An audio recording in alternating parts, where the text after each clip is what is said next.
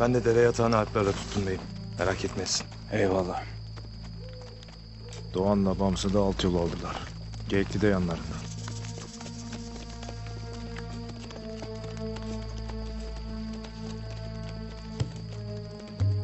Noyan kaçtığında peşinden gitmeliydim. Onu bulup öldürmeliydim. Beyim.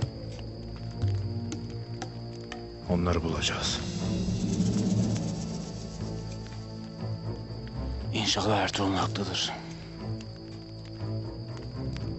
Noyan eğer çocukları kullanmak istiyorsa hala yaşıyorlardır.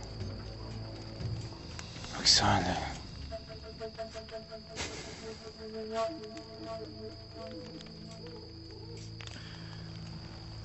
Beyim. Yarın obaya döneceksiniz. Müsaaden olursa ben Geyikli ile kalmak isterim.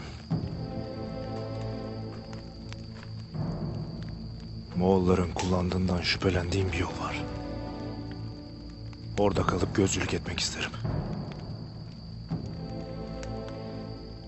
Noyan karşıma çıksa bile yerimden kımıldamam. Merak etmeyesin. Mesele Noyan değil, Dündar'la Yiğit'in yerini bulmaktır, bilirim. uyanık olasınız Turgut. Eyvallah. Merak etmeyesin.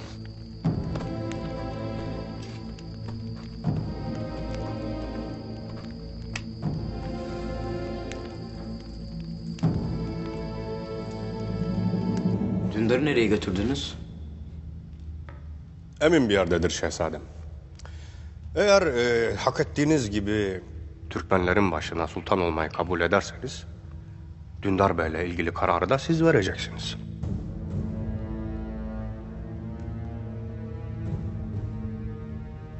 O vakit Dündar Bey'i obasına gönderin.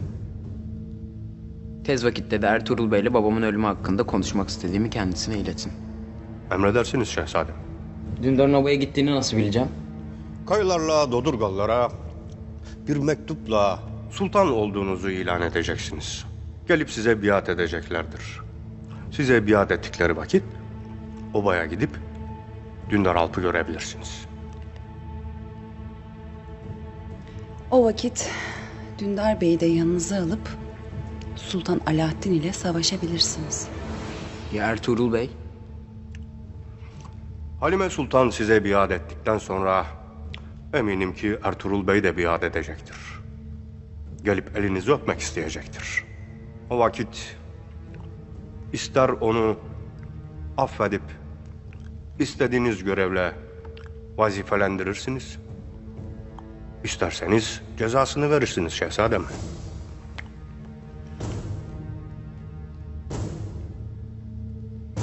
Bundan gayrı size şehzadem değil, hak ettiğiniz gibi sultan demek isterim, sultanım. Sultanlığınız hayırlı olsun. Başımızdan eksik olmayasınız.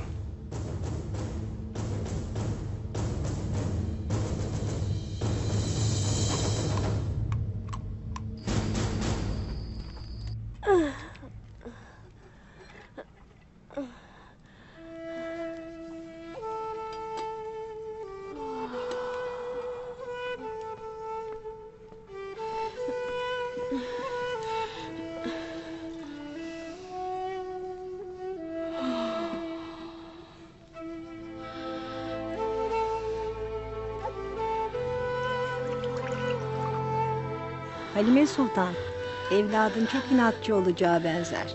Gelmem der durur, inat eder.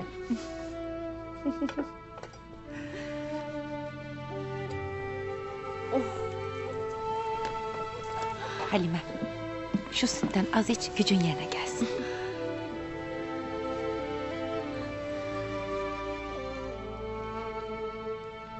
Artuk Bey Halime Sultan'a hurma yedirin dediydi. Meryem anamız doğum esnasında hurma ile şifa bulmuş. Hadi bakalım.